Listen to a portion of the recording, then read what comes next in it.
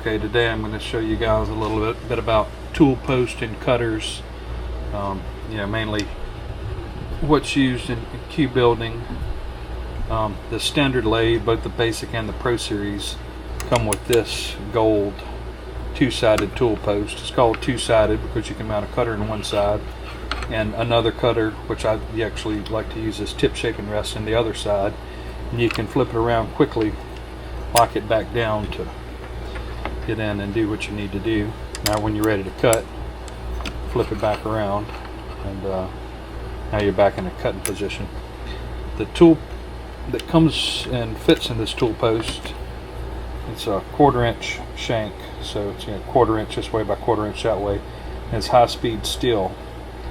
And this actual tool can be positioned to cut from left to right, or it can be flipped this way and it can cut from left to right. I said it wrong the first way. Actually cuts from right to left. It's your standard cutting position. Flip it, cut left to right. These tools do dull, and when they dull you need to sharpen them, just like sharpening a knife. You can see they have a relief angle here, so basically looking at it from the side, this would be the top point. This is where your cutting action happens. One thing that's critical on these is the height. And when I say height, I'm talking the height of the center line of this tool to the center line of what you're cutting. And what will happen, and this is an exaggerated example, if your tool is too low when you cut, it'll leave a nib or a tit on the center of the piece. So like if you're facing off a ferrule or whatever to glue a tip on, of course you can't glue a tip on here because it's going to rock at this point, so you have to get this tool height adjusted to where it's perfectly right on the center line of what you're cutting. This tool post, it doesn't have an adjustment. What you have to do is you would have to shim underneath the tool with put something here like people use, a piece of a feeler gauge or Coke can or whatever, but it's got a little play in there where you can adjust up and down. They will come adjusted from the factory, but after you sharpen this tool a few times, of course your nose height is going to change. There is a better option than this, and what I highly recommend, especially if you're doing any type of production work or doing tournaments, and it's called a quick change tool post. I'm going to get that installed and show you, but first I wanted to show you a nifty little trick in case you didn't know. On these cross slides, you can advance the top slide all the way, and you can, once it gets to the end, you can push it right off of there. Some guys like to buy an additional top slide to mount a router mount or a different tool post or whatever to make it easy to change. Take this top slide and whether you have a router mount or a different tool or whatever, you slide it right back on there and then just dial it right back on. But the quick change tool post system comes with the quick change tool post holder. It comes with a height adapter. So what you're going to do is slides into the two slots on top of the cross slide. Get it on there. I like to push it back to where it's kind of split the difference here. That way you can get as far back as you can. Tighten up your two 1032 bolts, and then this guy here threads right in.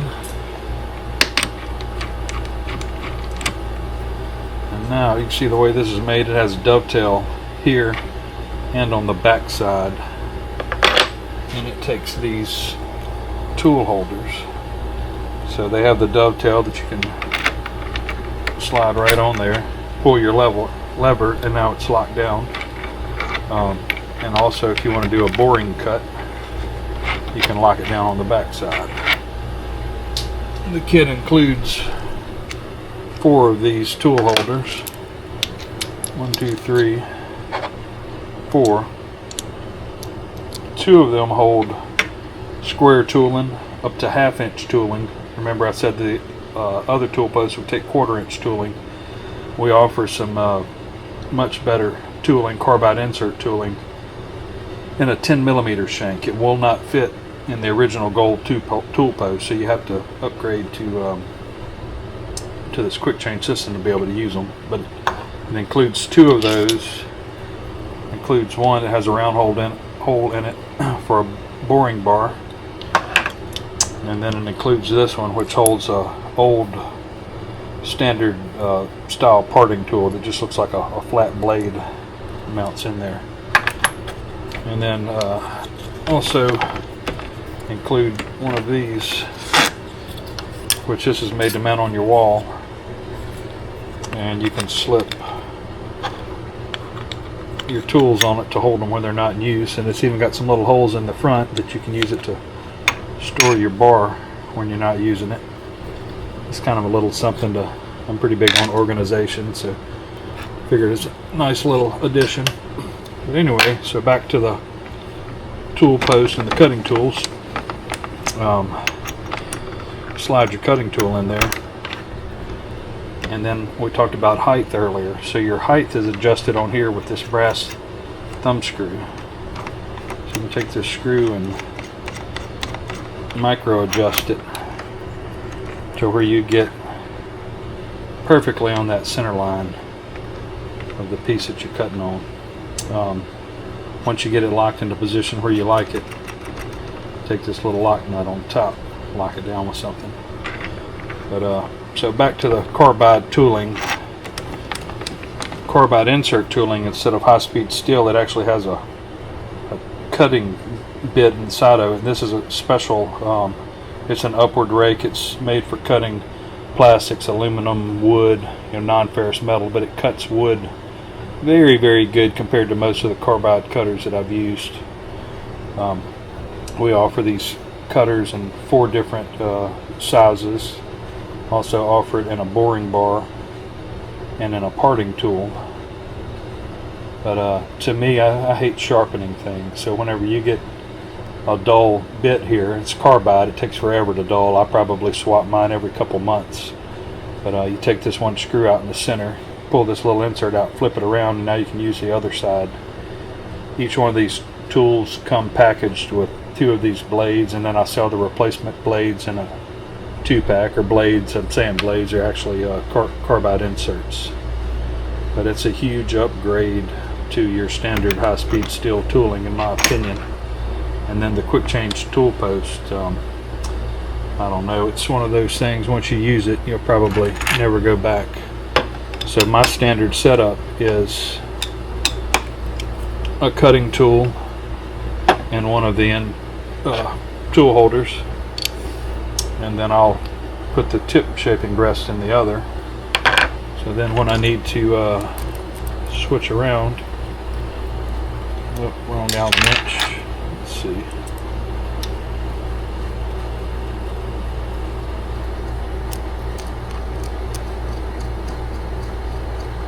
So I'll put a tip on. I'll use this tool to cut the side of my tip, whatnot. When I'm done, flip my lever, grab this, throw it on, and then I'll use that to shape my tip. But I mean, you can just switch them that quickly. And we now offer 5 different versions of carbide insert tooling. The first one is this. It's a D series, so a diamond shaped cutter. All of these are going to be 3/8 shank, except for the boring bar. We carry this one, which is a V series cutter. It's got a little longer stick out to it, and what that's good for is if you have to get right up to something like a face, up to a tenon or whatever, you can get in there pretty deep with it, a little deeper than you can with the D series. They're similar, but this V has quite a longer nose on it. This one here, we're calling it a C series cutter, and I like it better for this material removal right to left. It just, whenever you go to try to face something off up next to a tenon or a pin, you can't get quite as far in. This here is a carbide insert parting tool. With this, keep in mind, if you use it with a standard single stack height tool post here, you can't really get it as far back as you need to. So this would be for use with a double stack setup lift kit, which is something I'm going to be offering real soon. But just to give you an idea, it's about as far back as you can get it with a single stack, which you can still part off, maybe 1/2 inch diameter. With the lift kit that will be available, you'll be able to get this thing way back, like to here. I typically use that for parting off rings off of ring billets, or basically any cuts in that direction. And then last but not least, we have this here. It's a 6mm boring bar. It's not quite small enough to do joint pins, but it's great for inserts, bumpers, weight bolts. So basically it'll fit inside of a 6mm hole, and it uses the same C-style cutter as the C-series right to left bit. Well, that's all I have for today. You can check out our website, cuemakersupply.com, home of Mid America Cue Lathes. We have a Facebook group. It's Mid America Lathes. We have a YouTube channel under cuemakersupply.com, which is probably where you're watching this. I'm working on getting some more videos out, show some different techniques and just basic things about the lathe and how it operates. It's been a slow process getting there.